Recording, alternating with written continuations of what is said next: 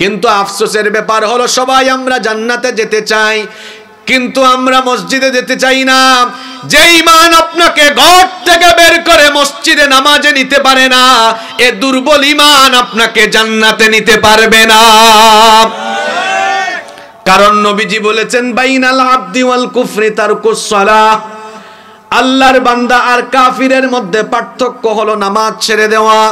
আল্লাহর গোলাম যিনি, আল্লাহর বান্দা যিনি, তিনি কখনো নামাজ ছাড়তে পারেন না।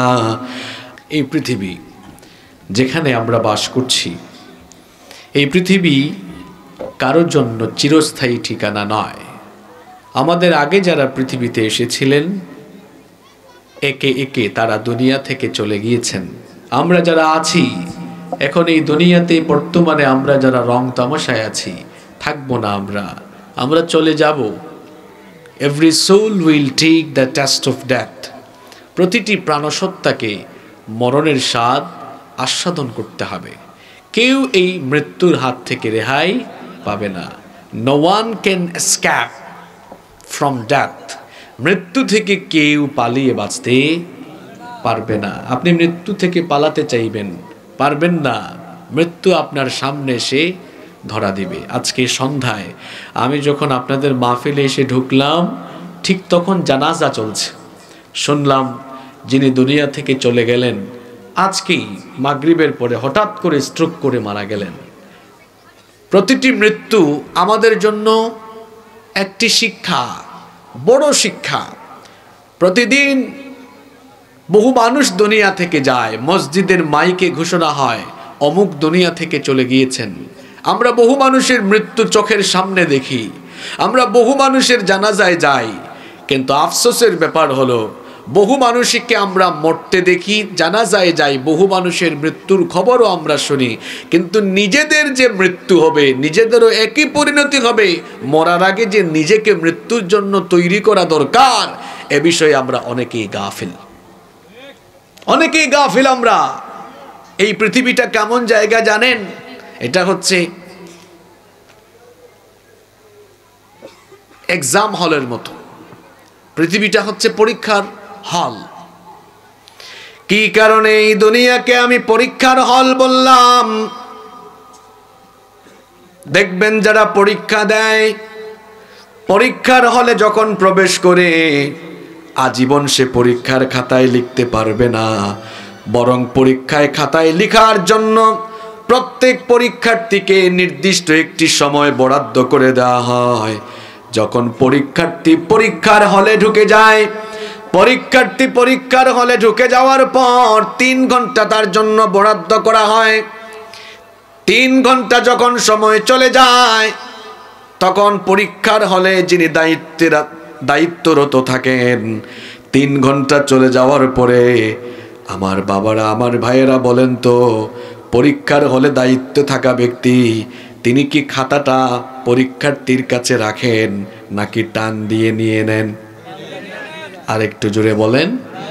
টান দিয়ে নিয়ে নেন।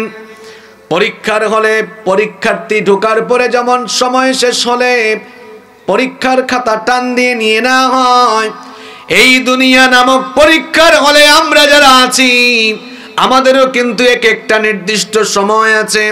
রব্বুল আলামিন বলছেন ওয়ালিকুল্লি উম্মাতিন আজাল ফাইযা জাআ আজালুহুম লা ইস্তাখিরুনা সাআতান ওয়া লা ইস্তাকদিমুন।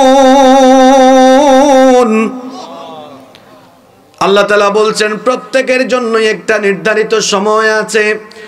ওই সময় যখন ফুরিয়ে যাবে, ফাইদা জাআ আজালুহুম, যখন সেই মৌতের সময় চলে আসবে, সময় যখন ফুরিয়ে যাবে, লা ইস্তাখিরুনা সাআতান ওয়া লা ইস্তাকদিমুন, এক মুহূর্ত আর বিলম্ব করা হবে না, সঙ্গে সঙ্গে রূহ কবজ করে ফেলা হবে। সাথে সাথেই দুনিয়া থেকে আপনার জানটাকে কেড়ে নিয়ে নেওয়া হবে, পরপারে আপনি পাড়ি জমাবেন। একজন পরীক্ষার্থী যদি 3 ঘন্টা পরীক্ষার সময়ে এই সময়গুলোকে যদি সে ভালোভাবে কাজে না লাগায়, খাতা দেওয়ার পরে যদি সে সুন্দর করে খাতায় না লিখে, না লিখে লিখে যদি সময় নষ্ট করে, বলেন তো এই পরীক্ষার্থী পাশ করার সম্ভাবনা নাকি ফেল করার সম্ভাবনা? আসতে বলবেন না, জোরে বলেন, পাশ করবে না ফেল করবে? খাতা দেওয়ার পরে পরীক্ষার্থী যেমন 3 ঘন্টা সময় নষ্ট করে করে না লিখলে সে যেমন ফেল করবে, ও আমার বাবারা, আমার ভাইয়েরা, ভালো করে শোনেন, এই দুনিয়াতে আমাদেরকে যে সময় দেওয়া হয়েছে, এই সময়গুলো যদি আমরা যথাযথভাবে আল্লাহর গোলামি করে কাজে না লাগাই, তাহলে আমরা বিফল হয়ে জাহান্নামে চলে যাব। পরীক্ষার খাতা পাওয়ার পরে একটি ছাত্র যদি সময়গুলোকে কাজে লাগিয়ে সুন্দরভাবে সবগুলো প্রশ্নের উত্তর দিয়ে দেয়, সে যেমন পরীক্ষার পরে A+ পেয়ে যায়, ঠিক তেমনি দুনিয়া নামক পরীক্ষার হলে যারা যতদিন দুনিয়ায় থাকবে, দুনিয়ায় থাকাকালীন সময়গুলোকে যারা কাজে লাগিয়ে আল্লাহর গোলামি করবে, তারা দুনিয়া থেকে চলে যাওয়ার পরে তাদের উপরে খুশি হয়ে যিনি তাদেরকে জান্নাত দিবেন, সবাই আওয়াজ করে বলেন, তিনি কে? বলেন তো, দুনিয়ার এই পরীক্ষার হলে সময় ফুরিয়ে যাওয়ার পরে আমরা সবাই জান্নাতে যেতে চাই না জাহান্নামে যেতে চাই? আসতে বলবেন না, জোরে বলেন, আমরা জান্নাতে যেতে চাই না জাহান্নামে যেতে চাই? তাহলে বুঝা গেল আমরা সবাই জান্নাতে যেতে চাই। শোনেন, ঘটনাটা মন দিয়ে শোনেন। 2 জন পরীক্ষার্থীকে আমরা বললাম, বাবা, 2 জন পরীক্ষার্থীকে আমরা বললাম, বাবা তোমরা তো সামনে এসএসসি পরীক্ষা দিবা, এসএসসি পরীক্ষায় তোমরা কি রেজাল্ট করতে চাও, কেমন রেজাল্ট করতে চাও? 2 জন বলল আমরা A+ পেতে চাই। এখন 2 জন বলল A+ পেতে চাই। এই 2 জনের মধ্যে একজন A+ পাওয়ার জন্য পড়ার টেবিলে বসে রুটিন মেনটেন করে পড়ে, আর আরেকজন A+ পাওয়ার কথা বলে ফুটবল খেলে, ক্রিকেট খেলে, খেলা দেখে, রং তামাশা করে, নাকে তেল দিয়া ঘুমায়। 2 জনেই কিন্তু A+ পেতে চায়। এখন 2 জন A+ পেতে চাইলেও একজন থাকে পড়ার টেবিলে, আরেকজন থাকে খেলাধুলায়। এখন আপনাদের কমন সেন্স কি বলে? বলেন তো, পড়ার টেবিলে থাকা ছেলে A+ পাবে নাকি যে পড়ার টেবিলে না থেকে খেলায় যায় সে A+ পাবে? ভালো করে বলেন, বিবেক জাগানো কথা শোনেন। 2 জনই A+ পেতে চায়, কিন্তু পড়ার টেবিলে যে থাকবে সে যেমন A+ পাবে। আমি আপনাদেরকে জিজ্ঞেস করলাম, সবাই জান্নাত চাই কি চাই না? সবাই বললেন জান্নাত চাই। এখন জান্নাত পাওয়ার কথা বলে কেউ নামাজে যায়, কেউ নামাজে যায় না।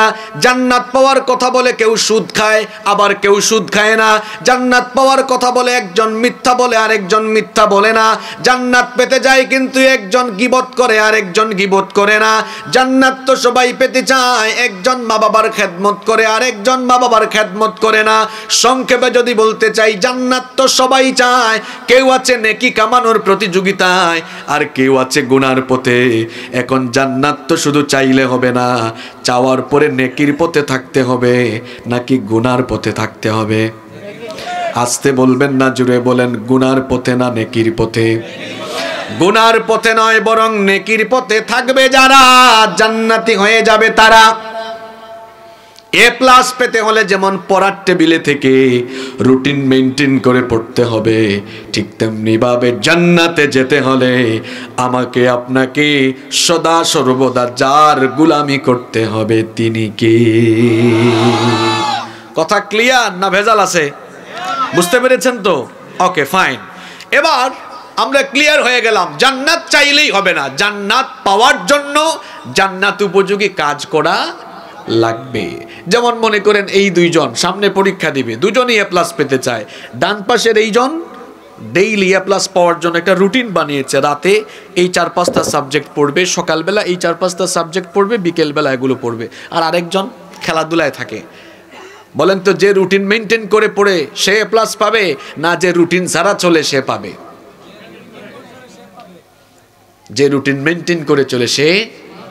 একজন মুমিনের জীবনে একটা সুন্দর রুটিন থাকবে, সে রুটিন মেনটেন করে চলবে। মুমিন যদি জান্নাতে যেতে চায়, তার জীবনের প্রতিটা মুহূর্ত সে আল্লাহর পথে কাটাবে, কারণ আমাদের জীবনের প্রতিটা মুহূর্ত যার দান, তিনি কে? আরো জোরে বলেন, তিনি কে? তাহলে জান্নাতে যাওয়ার জন্য আমাদের রেগুলার লাইফ কেমন হওয়া দরকার, প্রতিদিনের জীবনযাপন কেমন হওয়া দরকার, প্রতিদিনের রুটিন কেমন থাকা দরকার। একজন ইমানদার, একজন মোমেন তার রেগুলার রুটিনটাকে সে কিভাবে পরিচালনা করবে, আজ আমি আপনাদের সামনে সেই কথাগুলো বলে যাব ইনশাআল্লাহ। আমি ঘেটে ঘেটে গবেষণা করে করে খুঁজে বের করেছি যে একজন মোমেন জান্নাত উপযোগী জীবন সাজাবার জন্য তার জীবনে সে অন্তত রেগুলার 30টা আমল করা দরকার। রেগুলার এই 30টা কাজ তার রুটিনের ভেতরে থাকতে হবে। এগুলা বেসিক কাজ, মৌলিক কাজ। এই 30টা আমল আপনাদেরকে দিয়ে যাব। সবাই এগুলো আমরা মন দিয়ে শুনতে পারবো তো? আরেকটু জোরে বলেন। দেখেছেন ইনশাআল্লাহর আওয়াজ বের হয় না। আমাদের দেশে ইনশাআল্লাহর অপব্যবহার হয়। যেখানে বলা দরকার না ওখানে খুব জোরে সুরে বলে, স্ট্যাটাসও দেয়, কিন্তু যেখানে বলা দরকার সেখানে বলে না। কিরকম অপব্যবহার হয়? আজকে ব্রাজিল জিতবে ইনশাআল্লাহ, এটা ইনশাআল্লাহর সঠিক ব্যবহার না অপব্যবহার? এক নায়ক বলতেছে আগামী মাসে আমার একটি সিনেমা মুক্তি পাবে ইনশাআল্লাহ। আরেকজন বলতেছে আমার সিনেমা একটা গত মাসে মুক্তি পেয়েছে আলহামদুলিল্লাহ। কি বলেন? এরকম বলে না? বলে। এক সুদখোর টাকা দিচ্ছে, দেওয়ার সময় বলতেছে ভাতিজা তুমি তো রে বাবা সব সময় টাকা নাও কিন্তু সঠিক সময়ে দেও না। তখন ভাতিজা বলতেছে সুদের টাকা নেওয়ার সময় চাচা এত অবিশ্বাস করেন না, অন্য সময় না হয় ঠিক মতো দেই নাই, এবার সুদের টাকাগুলা সঠিক সময়ে ফিরাইয়া দিব ইনশাআল্লাহ। এগুলো ইনশাআল্লাহর সঠিক ব্যবহার না অপব্যবহার? অপব্যবহার। তো যেখানে বলা দরকার সেখানেই তো আমরা বলবো। আমরা যেন আজকের প্রতিটি কথা মন দিয়ে শুনতে পারি, আল্লাহ তৌফিক দান করেন, বলেন আমিন। একজন মুমিন রেগুলার তার জীবনে সবার আগে 1 নাম্বার আল্লাহর ফরজ বিধান তার জীবনে প্রতিদিন 5 ওয়াক্তের নামাজ ঠিক রাখবে। কারণ রব্বুল আলামিন দিনটা শুরু করেছেন এভাবে, দিনের শুরুতে একটা নামাজ আছে, আবার যখন আপনি ঘুমায়া যাবেন ঘুমের আগেও একটা নামাজ আছে না নাই? আরো জোরে বলেন আছে না নাই? ঘুম থেকে উঠে একটা নামাজ, ঘুমানোর আগেও নামাজ। কেন আল্লাহ ঘুম থেকে উঠে নামাজ আবার ঘুমানোর আগে নামাজ দিলেন? যাতে করে গোলামের শ্রেষ্ঠ নমুনা আপনি প্রদর্শন করতে পারেন।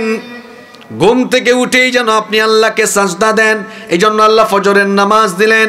আবার ঘুমানোর আগেও যেন আপনি গোলাম হয়ে আল্লাহকে